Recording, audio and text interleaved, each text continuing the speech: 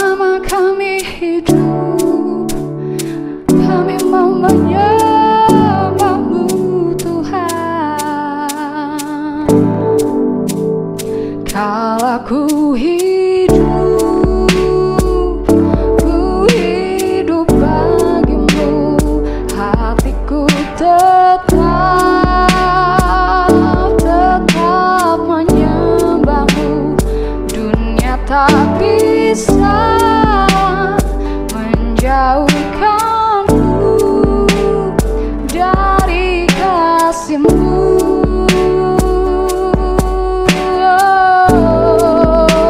Selama ku hidup bagimu, mataku tetap memandang-Mu. Dunia tak bisa menjauhkanku dari kasih-Mu.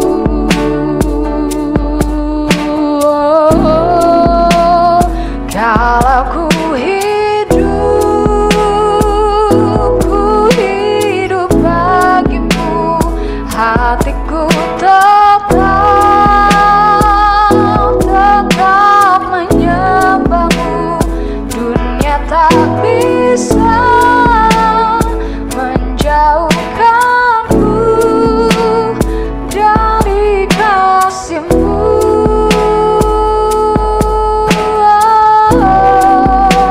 Selama ku hidup bagimu, mataku tetap memandang-Mu. Dunia tak bisa menjauhkanku dari kasih-Mu.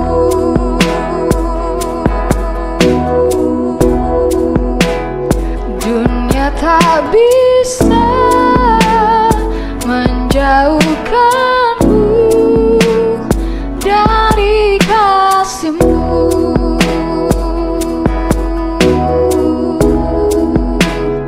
Dunia tak bisa menjauhkanku dari kasih-Mu.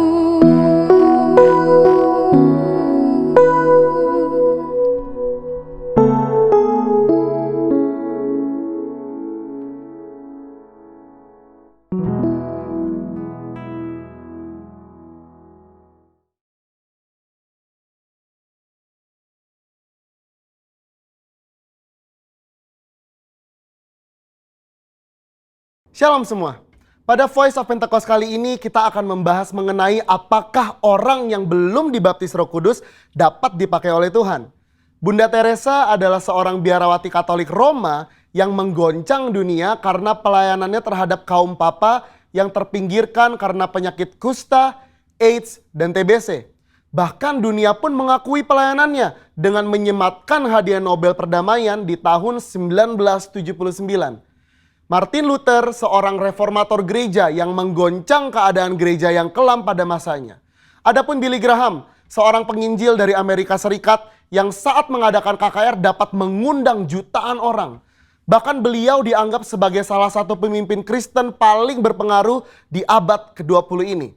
Sejujurnya kita tidak benar-benar tahu dengan jelas apakah para raksasa iman di atas pernah mengalami baptisan Roh Kudus dengan tanda awal berbahasa roh.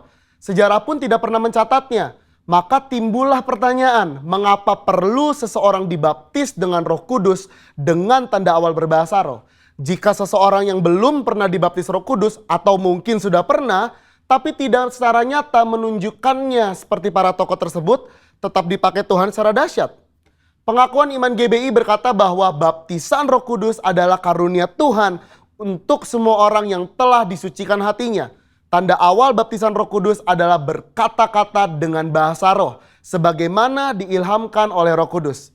Teologi Pentakosta sangatlah menekankan tentang pengalaman dibaptis dengan Roh Kudus sebagai suatu hal yang terpisah dari karya keselamatan Kristus yang bertujuan untuk penyelesaian amanat agung. Kisah Para Rasul 1 ayat 8 mencatat, tetapi kamu akan menerima kuasa kalau Roh Kudus turun ke atas kamu. Dan kamu akan menjadi saksiku di Yerusalem dan di seluruh Yudea dan Samaria dan sampai ke ujung bumi. Kata kuasa di ayat tersebut berasal dari bahasa Yunani dunamis yang diterjemahkan juga sebagai dinamit, sesuatu yang memiliki daya ledak yang tinggi.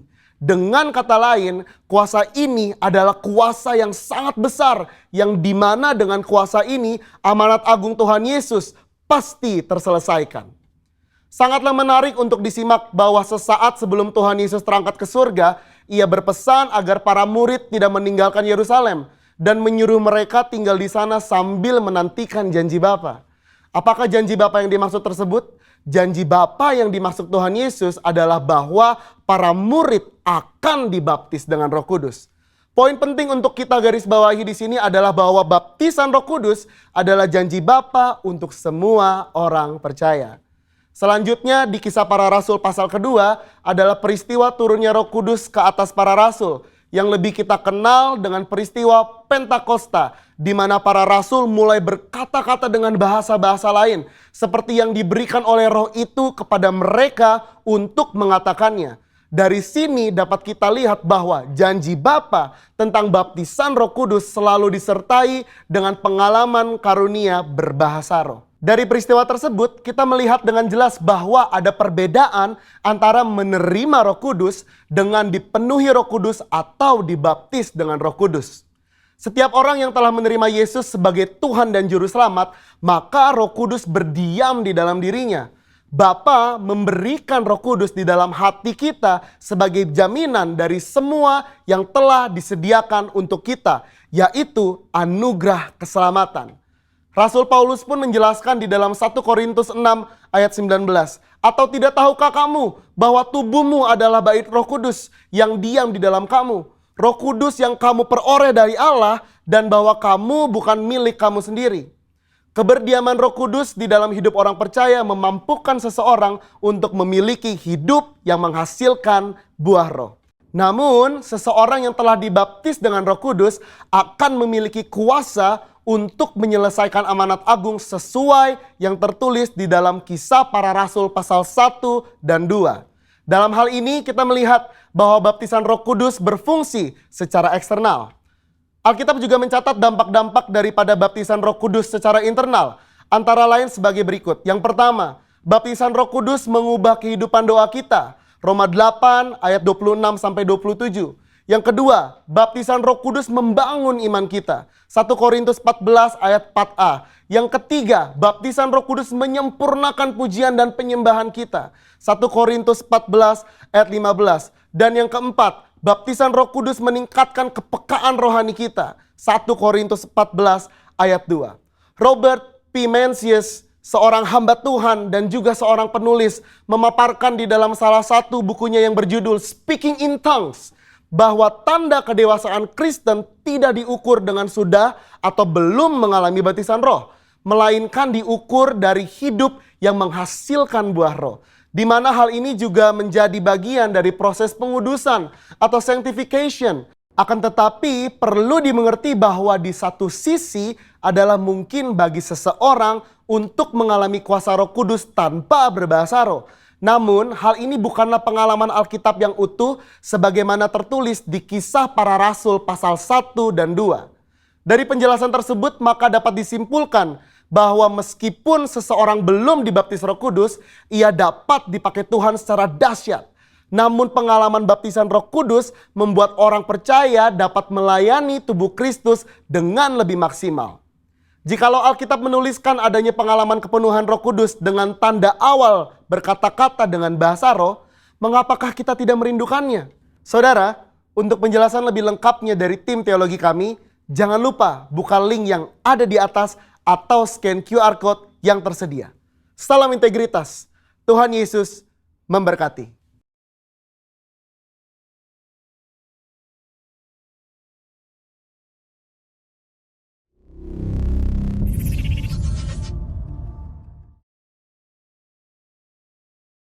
Shalom saudara dikasih Tuhan, senang sekali saya Pendeta Rubin Adi Abraham bisa melayani Anda pada hari ini. Hari ini saya akan berbicara perihal pekerjaan Roh Kudus dalam hidup orang percaya. Dan judul firman Tuhan adalah dahsyatnya karya Roh Kudus. Kita akan baca Yohanes 14 ayat 16 dan 17 yang berbunyi demikian. Aku akan minta kepada Bapa dan ia akan memberikan kepadamu seorang penolong yang lain supaya ia menyertai kamu selama-lamanya, yaitu Roh kebenaran. Dunia tidak dapat menerima dia sebab dunia tidak melihat dia dan tidak mengenal dia. Tetapi kamu mengenal dia sebab ia menyertai kamu dan akan diam di dalam kamu. Saudara sekalian, sebelum Yesus Kristus pergi ke sorga, dia menjanjikan penghibur bagi semua orang yang percaya, yaitu Roh Kudus yang akan melanjutkan karya Allah di dalam hidup kita. Dan saya yakin Yesus naik untuk menyiapkan sorga bagi kita. Tetapi Roh Kudus turun untuk menyiapkan kita bagi sorga. Roh Kudus harus berkarya supaya benar-benar karakter kita cocok. Supaya kita bisa bersama dengan dia di dalam kekekalan. Nah, tanpa Roh Kudus memang ada keinginan untuk kita berbuat baik. Tetapi kemampuan tidak ada. No power. Saudara, kalau misalnya kita ingin terbang. Saudara boleh naik ke apartemen.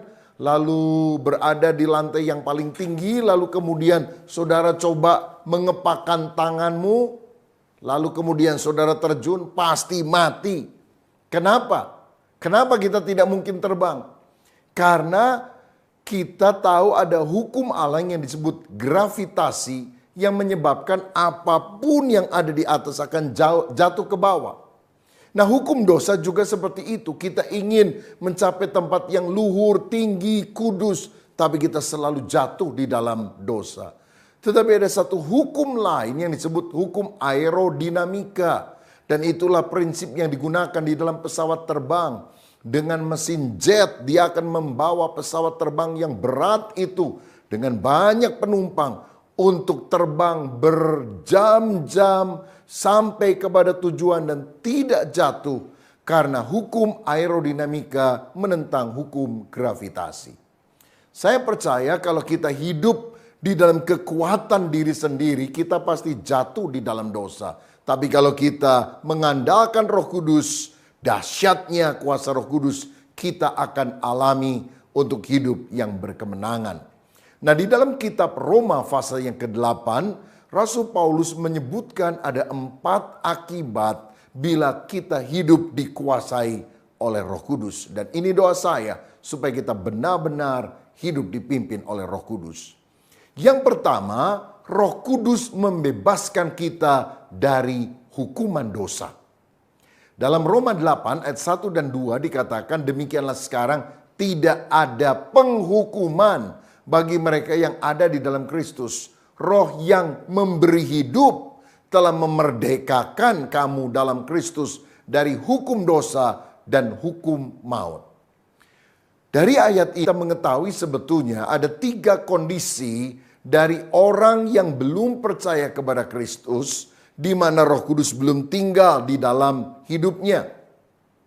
Yang pertama adalah terhukum. Alkitab tadi berkata kalau Roh Kudus mendiami kita, maka kita tidak akan lagi mengalami hukuman dosa tersebut. Nah, di dalam Yohanes 3:18 juga dikatakan barang siapa percaya kepada Yesus, ia tidak akan dihukum. Barang siapa tidak percaya, ia telah berada di bawah hukuman. Sebab ia tidak percaya dalam nama anak tunggal Allah. Saudara-saudara, jadi kalau kita tidak percaya bahwa Yesus adalah juru selamat, tidak percaya Yesus adalah Tuhan, kita sebetulnya sudah divonis. Vonisnya apa? Hukuman mati. Untuk selama-lamanya berada di neraka. Tinggal eksekusinya saja dijalankan. Kalau kita masih hidup, belum masuk neraka, bukan berarti kita ini belum divonis. Sudah divonis, hanya eksekusinya saja yang akan dijalankan pada waktunya. Itu sebabnya betapa pentingnya kita bertobat lahir baru, percaya kepada Yesus. supaya kita dibenarkan oleh Tuhan. Kita orang berdosa, seharusnya binasa di dalam neraka. Tapi waktu kita percaya kepada karya Kristus di atas kayu salib yang telah menyelamatkan kita, maka kita tidak dianggap lagi orang berdosa. Kita dianggap orang yang benar di mata Allah. Nah, dan Roh Kuduslah yang bisa membuat kita percaya kepada Yesus. Tidak ada orang yang bisa berkata bahwa Yesus itu adalah Tuhan selain dari karya Roh Kudus di dalam kehidupan kita. Karenanya tanpa Yesus kita terhukum. Tetapi pendiaman dalam Roh Kudus dalam diri kita membuat kita bebas dari hukuman. Kita orang yang percaya kepada Kristus tidak akan pernah dihukum masuk ke dalam neraka. Karena ketika kita percaya kepada Kristus, segala hukuman sudah ditanggung di atas kayu salib. Yang kedua, orang yang hidup di luar Kristus adalah orang yang mati secara rohani. Karena itu Alkitab tadi berkata, oleh Roh Kudus kita dihidupkan rohnya. Kita ini seperti zombie, mayat hidup, kelihatannya bisa bergerak tapi secara rohani kita mati. Dan cirinya orang yang mati rohani adalah tidak tertarik pada perkara-perkara rohani. Saya ingat sebelum saya lahir baru, karena saya dilahirkan dalam keluarga Kristen, ayah saya pendeta, saya diharuskan membaca Alkitab setiap hari. Tapi waktu saya baca, saya merasa buku ini sangat membosankan. Saya pikir ini buku yang mati, tidak menarik. Tapi setelah saya bertobat, percaya kepada Yesus, lahir baru, saya membaca firman dengan sukacita. Dan sangat tertarik walaupun sudah membaca berulang-ulang. Dan saya tahu sebetulnya bukan Alkitab yang adalah buku mati. Roh saya pada waktu itu mati. Sehingga saya tidak tertarik pada perkara rohani. Saudara sekalian, seperti seorang kakek paling doyan makan capcay misalnya. Tapi kalau dia mati, mau ditawarin capcay banyak dan enak juga dia akan menolak. Karena apa? Orang mati tidak tertarik kepada apa yang ditawarkan kepadanya. Nah, kalau kita mati secara rohani, ada KKR, ada khotbah, ada retreat, ada buku rohani yang bagus, kita nggak akan tertarik. Karena apa? Rohmu yang mati harus dihidupkan dulu oleh Roh Kudus. Yang ketiga, ciri orang yang di luar Kristus adalah terikat. Karena itu Roh Kudus harus memerdekakan atau membebaskan kita. Sebab orang yang terikat mau tidak mau akan selalu jatuh di dalam dosa. Seperti budak. Budak itu di hadapan tuannya kalau disuruh dia harus taat. Jongkok, dia jongkok. Lompat, dia akan lompat. Kenapa? Budak. Nah, kalau kita budak dosa, kita mau mungkin hidup benar. Tetapi kalau setan sudah bilang, lakukan dosa ini, kita akan melakukannya. Karena kita adalah orang yang terikat dan perlu Roh Kudus untuk membebaskannya. Saya membaca di sosial media ada beberapa orang artis yang ditangkap oleh polisi karena apa? Terjerat kasus narkoba. Celakanya ada yang ditangkap itu 2 kali, 3 kali, bahkan saya baca ada yang 4 kali. Ya saudara udah ditangkap, dimasukin penjara atau direhab, jatuh lagi, jatuh lagi, jatuh lagi. Ini menunjukkan apa? Niat saja tidak cukup. Tekad saja tidak mampu membebaskan kita dari hukuman. Saudara, karena itu kita membutuhkan karya Allah di dalam hidup kita.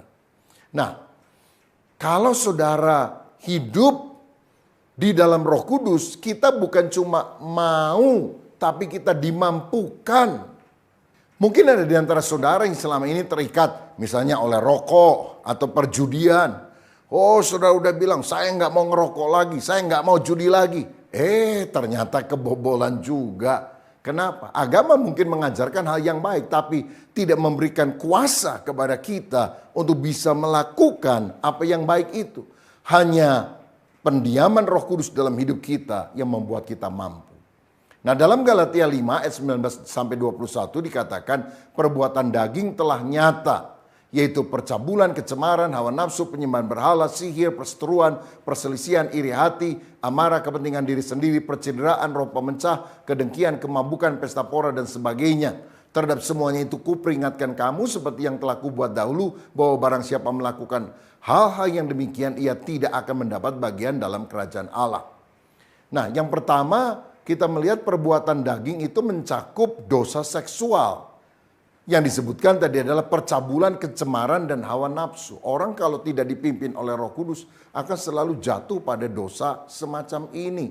Pikiran yang kotor, hidup yang najis, dan jatuh lagi pada dosa seksual. Yang kedua adalah dosa okultisme, penyembahan berhala, dan sihir. Saudara, orang yang tidak dipenuhi dengan Roh Kudus, dia akan diikat oleh roh jahat. Percaya kepada dukun, paranormal, ya percaya kepada horoskop, buku primbon. Mungkin saudara bilang ini kan cuma iseng. Saya mau bilang, jangan kasih kesempatan bagi iblis. Iblis nggak nunggu saudara percaya baru bekerja. Saudara iseng aja dia akan menyerang kita. Ini merupakan jalan masuk bagi si iblis. Yang ketiga adalah dosa sosial. Dan dosa sosial ini meliputi berbagai hal, antara lain perselisihan, iri hati, amarah, kepentingan diri sendiri, perceraian, roh pemecah, kedengkian. Orang yang dikuasai oleh hukum dosa akan selalu berbantah-bantah dengan orang lain. Ngajak ribut, ya, terlibat dalam perkara kriminal. Dan dosa yang keempat adalah dosa hedon. Hidup menurut kemauan sendiri, ingin menikmati segala hawa nafsu dunia. Itu meliputi pesta pora, kemabukan, dan sebagainya. Tetapi kalau kita dikuasai oleh Roh Kudus, bukan perbuatan daging yang kita akan munculkan, tapi buah roh. Seperti yang dikatakan oleh Galatia 5 ayat 22-23. Kasih, sukacita, damai sejahtera, kesabaran, kemurahan, kebaikan, kesetiaan, kelemah lembutan, dan penguasaan diri. Saudara-saudara, kita percaya kalau Roh Kudus tinggal di dalam hidup kita, maka kita tidak lagi hidup di dalam hukuman. Kita tidak akan masuk neraka. Bahkan hukum dosa pun kita bisa kalahkan oleh kuasanya. Karenanya hiduplah di dalam roh. Zakaria 4 ayat 6 berkata, bukan dengan keperkasaan atau dengan kekuatan, tetapi oleh rohku, kata Tuhan. Kita akan diberi kemampuan yang tidak mungkin dikerjakan oleh manusia untuk melakukan kehendaknya. Satu kali ada 2 ekor lalat yang sedang ngobrol di Bandar Udara Soekarno-Hatta, Jakarta. Lalat ini nanya sama temennya, kamu baru dari mana? Oh, saya 2 jam yang lalu masih ada di Surabaya, sekarang sudah di sini. Ah, nggak mungkin. Masa kamu bisa terbang dengan sayapmu yang kecil? Saya nggak percaya. Lalat temannya bilang, oh saya memang nggak kuat kalau terbang dari Surabaya sampai ke Jakarta. Tapi saya dengan sayap yang kecil masuk ke dalam pesawat yang sayapnya besar. Jadi saya masuk, saya diem aja di sana. Dan ketika pesawatnya terbang ke sini, lalu mendarat, ya saya keluar ketemu sama kamu, katanya. Saudara, dengan kemampuan kita, kita tidak akan bisa mengalahkan hukum dosa. Tapi kalau kita manunggal dengan Roh Kudus, kita hidup di dalam Kristus, kita dimampukan. Nah saudara sekalian, kita melihat teladan Yesus pada waktu dia menang atas godaan dosa. Iblis kan mencobai dia 3 kali. Yang pertama, ubah batu menjadi roti. Halalkan segala cara, yang penting perutmu kenyang. Ini adalah godaan keinginan daging. Dan berapa banyak orang sekarang supaya perutnya kenyang, supaya hidupnya makmur, maka dia korupsi, dia melakukan hal-hal yang jahat. Yang kedua, Yesus digoda untuk menjatuhkan diri dari bait Allah. Maka nanti malaikat akan menantang engkau. Dan semua orang akan heran dan berkata, Superman kepadamu. Ini adalah dosa keangkuhan hidup, kesombongan. Rasa diri paling hebat, tidak mau kalah sama orang lain. Dan yang ketiga adalah godaan yang berkaitan dengan keinginan mata. Sembahlah aku akan berikan harta dunia ini kepadamu. Lihat. Godaan dosa yang ditawarkan oleh iblis. Tetapi Yesus selalu menolak godaan itu. Dan dia berkata, ada tertulis, manusia tidak hidup dari roti saja, tapi dari setiap firman yang keluar dari mulut Allah. Ada tertulis, jangan engkau mencobai Tuhan Allahmu. Ada tertulis, hanya Allah saja yang harus engkau sembah.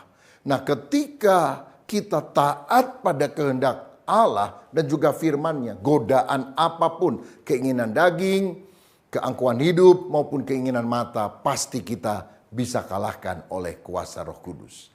Saudara, karya Roh Kudus yang dahsyat dalam hidup orang percaya yang kedua adalah Roh Kudus memberikan pikiran yang rohani.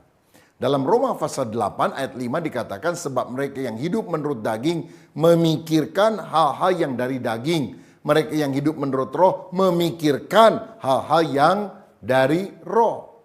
Saya percaya bahwa pikiran adalah sesuatu yang sangat penting karena ini menentukan perasaan, perkataan, dan juga perbuatan. Pikiran menunjukkan siapa saya. Engkau adalah apa yang engkau pikirkan. Karena itu Allah ingin agar kita punya pikiran yang luhur, yang rohani, pikiran Kristus.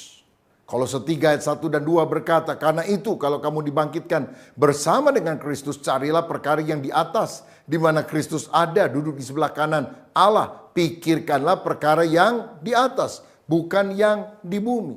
Ada berapa banyak orang bahkan sudah jadi Kristen, mindsetnya tidak pernah berubah. Pikirannya sangat duniawi. Ya kalau hari Minggu ke gereja, tetapi selebihnya yang dia pikir cuma duit aja. Gimana saya lebih kaya, lebih hebat, lebih ternama. Padahal hidup di dunia itu cuma sebentar. 70 tahun, paling lama 80 tahun. Sedangkan ada kekekalan yang menanti kita. Apakah di neraka ataukah di sorga. Karena itu kita seharusnya memikirkan perkara-perkara yang di atas. Perkara-perkara yang kekal, perkara yang berkaitan dengan Tuhan dan kemuliaannya. Seperti yang juga dicatat di dalam Filipi 4 ayat 8 yang berkata, jadi akhirnya saudara-saudara, semua yang benar, semua yang mulia, semua yang adil, semua yang suci, semua yang manis, semua yang sedap didengar, semua yang disebut kebajikan dan patut dipuji, pikirkanlah semuanya itu. Nah, bagaimana supaya kita tidak memikirkan hal yang kotor, tetapi memikirkan hal-hal yang bersih? Alihkan pikiran kita dari yang najis pada hal yang benar. Misalnya, kalau saudara bilang, saya nggak mau pikir kotor, saya nggak mau pikir kotor, saya nggak mau pikir kotor. Apa yang terjadi? Saudara kan pikir kotor, kotor, kotor. Seperti halnya kalau saya bilang, saya tidak mau pikir gajah, saya tidak mau pikir gajah. Saya tidak mau pikir gajah yang badannya besar, yang belalainya panjang. Saudara lagi mikir apa? Pasti mikir gajah, bukan? Kalau saudara tidak mau pikir gajah, pikirkan yang lain. Pikir mobil misalnya. Oh, warnanya merah menyala. Oh, setirnya enak sekali. Kursinya empuk. Ketika saudara memikirkan mobil, maka pada saat yang sama, saudara tidak akan memikirkan gajah. Cuma jangan mikir gajah naik mobil. Nah, itu masih ada unsur gajahnya tentunya. Nah, bagaimana supaya kita bisa mengalihkan pikiran kita pada hal yang benar? Isi pikiran saudara dengan firman Allah. Sebab firman ini akan mencuci hati dan pikiran kita ketika kita baca dan mempraktekkan di dalam kehidupan ini. Saudara, di Jakarta ada seorang yang punya toko. Lalu di kasa, tempat biasa dia melayani pembeli itu dengan pengembalian uang dan sebagainya, dia taruh Alkitab. Alkitab yang sudah lama dia miliki. Sehingga kalau jam-jam tertentu pembeli agak sepi, dia baca Alkitab, dia garis bawahi. Kalau ada pembeli dia tutup. Kalau lagi sepi dia buka lagi. Satu kali ada seorang pembeli bilang gini, "Pak, itu buku apa tebel amat, tapi kok dekil amat ya?" Orang ini bilang, "Oh, ini Alkitab." Ya, memang Alkitab saya dekil karena tiap hari saya baca. Tapi semakin dekil Alkitab saya, semakin bersih hatiku dan pikiranku. Saudara, bagaimana dengan Alkitabmu? Oh, Alkitab saya bersih, Pak. Wah, jangan-jangan hati dan pikiranmu yang dekil, saudara sekalian. Karena itu baca firman setiap hari. Nah, kalau pikiran kita diisi dengan firman, maka kita akan memikirkan Tuhan, pekerjaannya, kemuliaannya. Coba pikirkan Tuhan dan pekerjaannya. Coba saudara berpikir bukan hanya bagaimana ya supaya saya dapat uang lebih banyak. Tapi gimana ya supaya gereja di mana saya beribadah makin hari makin maju. Bagaimana supaya jiwa-jiwa baru lebih banyak yang diselamatkan. Terutama anggota keluargaku yang belum percaya bagaimana bisa dimenangkan. Bagaimana ya supaya orang-orang bisa ikut komunitas sel. Coba pikirkan bagaimana anak-anak saya bisa mendapatkan pelayanan rohani yang baik. Bagaimana saya bisa menabung harta di sorga. Bagaimana saya bisa menjadi berkat yang lebih besar bagi orang lain? Saya percaya kalau kita memikirkan bukan hanya diri sendiri, tapi orang lain dan mau jadi berkat, kita akan kreatif seperti Yusuf. Ketika Yusuf ada di Mesir, dia memikirkan bagaimana supaya orang-orang tidak mati kelaparan, saudara. Hikmat Allah mengalir, sehingga strategi-strateginya luar biasa. 7 tahun masa kelimpahan, dia simpan gandum dalam lumbung di seluruh Mesir. Sehingga 7 tahun masa kelaparan, dia mulai bagi-bagi itu dengan penata layan atau pengelolaan yang baik.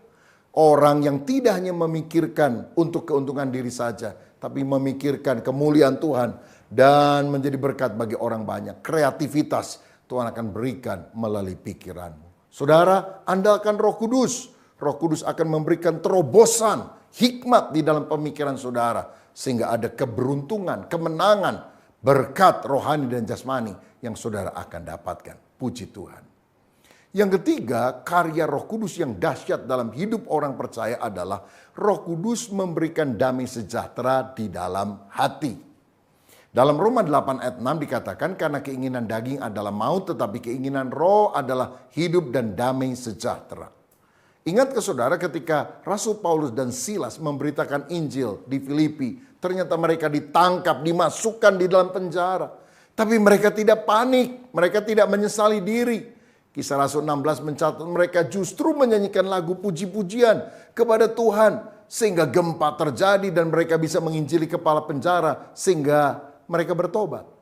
Saudara sekalian, Roh Kudus kalau kita izinkan berkarya, dia akan memberikan damai sejahtera walaupun kondisi di luar tampaknya tidak nyaman. Dalam Kisah Rasul 12 juga kita membaca kisah Rasul Yakobus ditangkap oleh Herodes dan dibunuh. Dan kemudian Petrus juga ditangkap dan besok akan diadili di depan orang banyak. Dan kita tahu hukumannya pasti hukuman mati, bukan? Tetapi malam itu Petrus tidur nyenyak. Dan ketika ada malaikat yang disuruh Tuhan untuk membangunkan, melepaskan dia dari penjara, menyuruh dia keluar. Petrus masih pikir itu mimpi. Ini saking nyenyak tidurnya, saudara. Jadi tidak bisa bedakan mana mimpi dan mana kenyataan. Loh, kalau saudara tahu besok saudara akan divonis hukuman mati, apa bisa tidur? Enggak mungkin bisa tidur, bukan? Tapi kenapa Petrus begitu nyenyak tidurnya? Karena dia mengalami damai sejahtera di dalam hati. Dia pegang saja perkataan Yesus. Yesus pernah ngomong kepada dia, kalau kamu muda, kamu mengikat pinggangmu dan kamu boleh pergi saja kemana kamu mau. Tapi kalau kamu sudah tua, kamu akan diikat dan kamu akan mati demi namaku, kata Yesus. Jadi Petrus tahu dia akan mati di dalam pemberitaan Injil yang dia lakukan demi nama Yesus. Tapi waktunya adalah kalau dia sudah tua. Jadi sebelum tidur mungkin dia doa, Tuhan aku tahu aku harus mati. Tapi aku yakin bukan sekarang. Aku masih muda Tuhan, aku belum tua-tua banget. Jadi aku yakin gak mungkin aku mati besok. Wah, tenang sekali saudara. Karena dia pegang perkataan Tuhan. Karena itu kalau saudara menghadapi badai dalam kehidupan, jangan lihat kiri kanan, engkau menjadi gelisah, tidak ada damai sejahtera. Pegang perkataan Tuhan. Aku menyertai kamu senantiasa sampai pada kesudahan alam. Kita tenang. Simon Petrus juga tidak gelisah walaupun bahaya maut mengancam dia. Karena apa? Dia bukan hanya memegang perkataan Yesus, dia meneladani apa yang dilakukan Yesus. Ketika Yesus ada di Danau Galilea, di perahu, dia tidur, nyenyak. Padahal itu angin taufan hampir menenggelamkan kapal tersebut. Kenapa Yesus bisa tidur dengan santai, sedangkan murid-muridnya sangat ketakutan? Karena Yesus tahu Bapa Surgawi pasti akan memelihara dia. Nggak mungkin dong dia mati di dasar Danau Galilea dan nggak jadi juru selamat yang mati di kayu salib. Dia percaya tidak ada perkara yang terjadi tanpa seizin Bapa. Itu sebabnya di tengah masalah badai kehidupan tetap miliki damai sejahtera kalau kita sungguh-sungguh mengandalkan Roh Kudus. Yohanes 14 ayat 26-27 Yesus berkata, tetapi penghibur yaitu Roh Kudus yang akan diutus oleh Bapa dalam namaku, dialah yang akan mengajarkan segala sesuatu kepadamu dan akan mengingatkan kamu akan semua yang telah kukatakan kepadamu. Damai sejahtera ku tinggalkan bagimu. Damai sejahtera ku berikan kepadamu. Dan apa yang ku berikan tidak seperti yang diberikan oleh dunia kepadamu. Janganlah gelisah dan gentar hatimu. Tuhan sudah ingatkan, kesulitan akan terjadi. Tapi aku akan kirim Roh Kudus untuk mengingatkan perkataan-perkataanku kepadamu. Dan kalau engkau pegang perkataanku yang diingatkan oleh Roh Kudus, kamu akan tetap mengalami damai sejahtera di dalam segala hal. Oh puji Tuhan, Roh Kudus memberikan damai sejahtera di dalam hati. Saudara, pada akhir zaman, keadaan yang penuh dengan badai kehidupan akan terjadi. Kita sangat membutuhkan Roh Kudus. Saya mendengar di Amerika Serikat setiap malam ada lebih dari 20 juta pil penenang yang harus diminum orang karena mereka insomnia, tidak bisa tidur. Saya bersyukur karena saya percaya kepada Yesus, Roh Kudus ada dalam diri saya.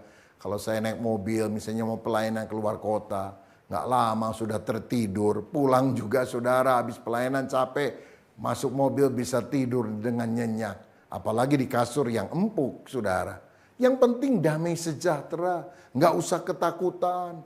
Tidur sebentar kaget, dikejar-kejar celeng, dikejar-kejar setan. Nggak usah seperti itu kalau Roh Kudus bertahta dalam hidup kita. Saya dengar negara maju seperti Jepang, banyak orang stres, banyak orang bunuh diri. Anak sekolah aja nggak lulus, bunuh diri. PR nilainya jelek, bunuh diri. Waduh, beda banget ya sama Indonesia. Di Indonesia nilainya jelek malah ketawa. Hehehe, nilai saya jelek. Kamu dapat berapa? Aduh, jelek saya 3. Hah, 3? Saya 1, katanya saudara. Wah ini kebangetan juga sih. Nah, saya ingat satu kali saya pelayanan di luar kota. Dan ada seorang ingin berjumpa dengan saya. Dia adalah orang yang cukup kaya, saudara. Dia punya beberapa perusahaan. Tapi ketika saya bicara kepada dia, dia mengungkapkan isi hati. Dia nangis. Dan dia bilang gini, Pak Pendeta, tukang beca di depan rumah saya masih lebih bahagia daripada saya. Dia kalau sudah mengayuh beca, bisa tidur ngorok. Saya nggak bisa tidur. Gimana ya supaya saya ngalami damai sejahtera? Saya pikir dalam hati, gimana kalau ditukar saja tukang beca jadi pemilik perusahaan, Bapak jadi tukang beca. Siapa tahu bisa tidur seperti dia. Cuma tentu saya tidak bilang seperti itulah. Maksud saya begini, orang kaya raya pun dia bisa stres. Tapi kalau ada Yesus di dalam hidup saudara, Roh Kudus menguasai. Engkau hidup di dalam doa, engkau hidup dalam penyembahan, engkau hidup di dalam pembacaan firman, engkau hidup di dalam ibadah. Roh Kudus memberi damai sejahtera di dalam hati. Dan hal yang keempat, karya dahsyat Roh Kudus dalam hidup kita adalah Roh Kudus membuat kita akrab dengan Allah.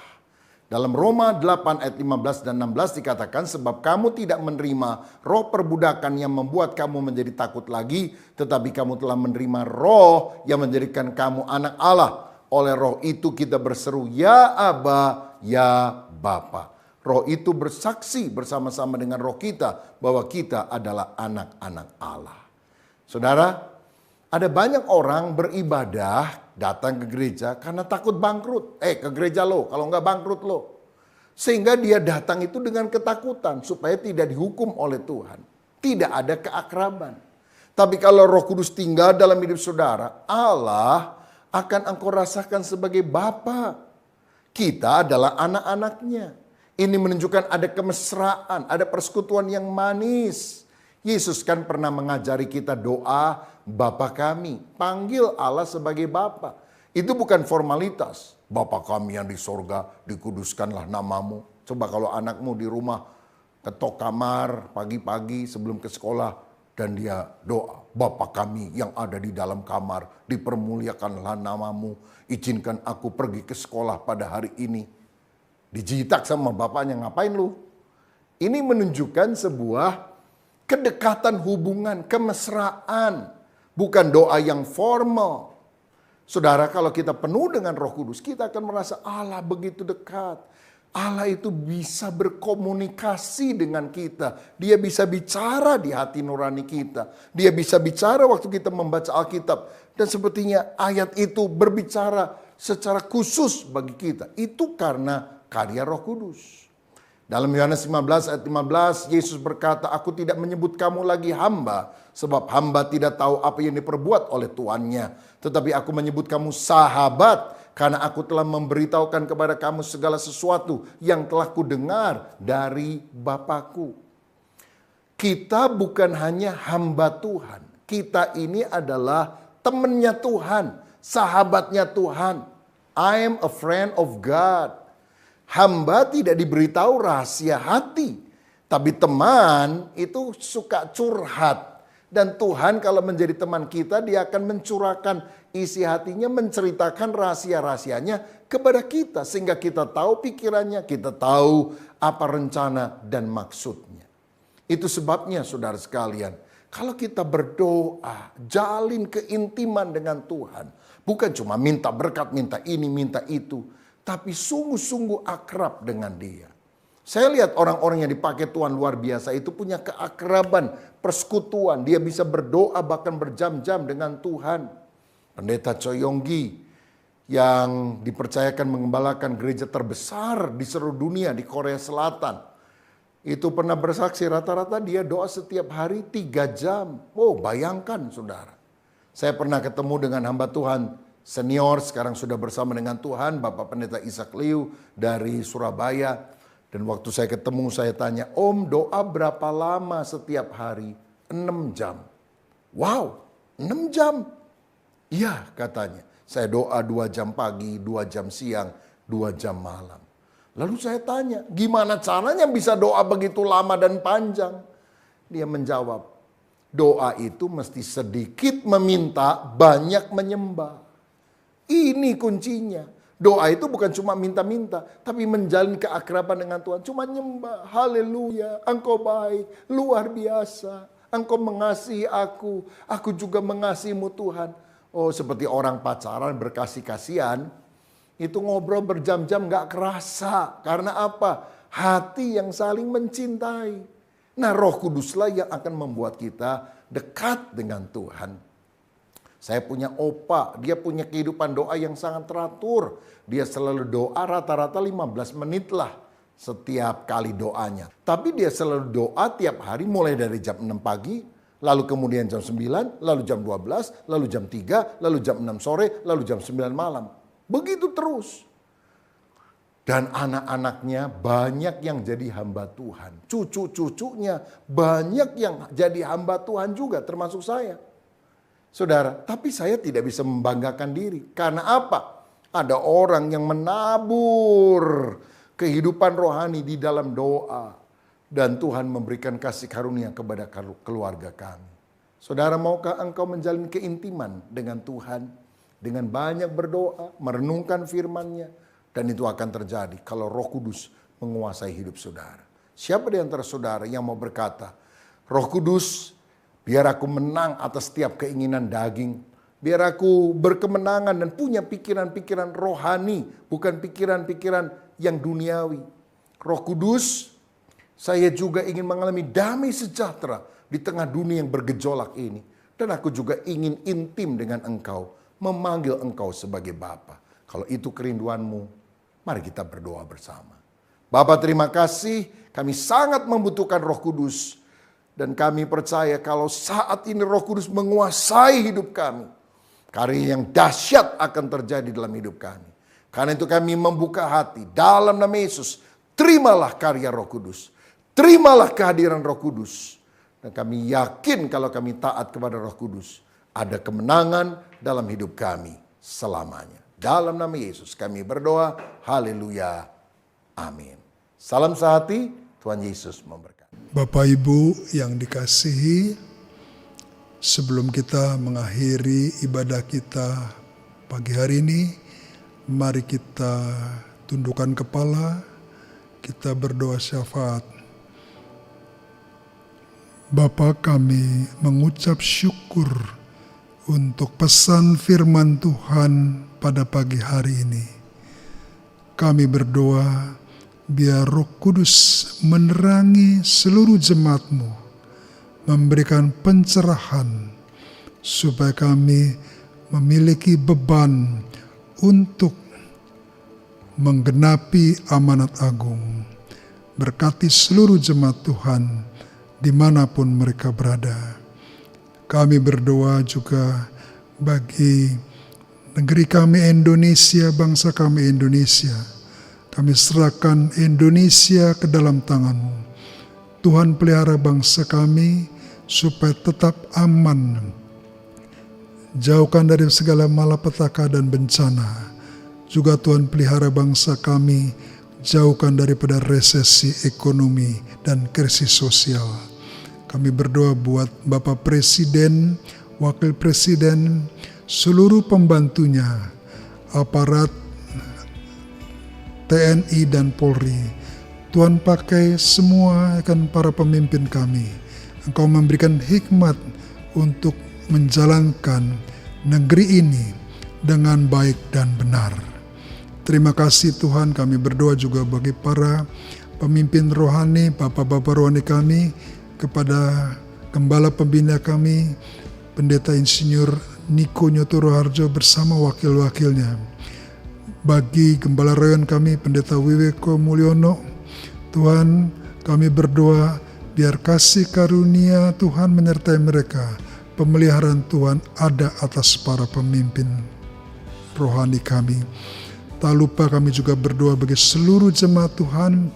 Ya Tuhan, biarlah seluruh jemaat Tuhan hidupnya selalu dipelihara, dilindungi oleh Tuhan Yesus.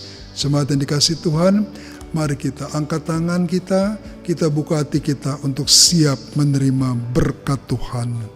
Ya Bapa, berkati seluruh jemaat-Mu di tempat ini. Berkati hidup mereka, berkati keluarga mereka, berkati usaha dan pekerjaan mereka. Kiranya kasih karunia Tuhan yang berlimpah-limpah Tuhan curahkan dalam kehidupan mereka. Bersama-sama dengan persekutuan yang manis dengan Roh Kudus selalu menyertai mereka. Mulai pagi hari ini sampai Tuhan Yesus datang menjemput kita semua di awan-awan yang mulia. Yang percaya kita sama-sama katakan, Amin.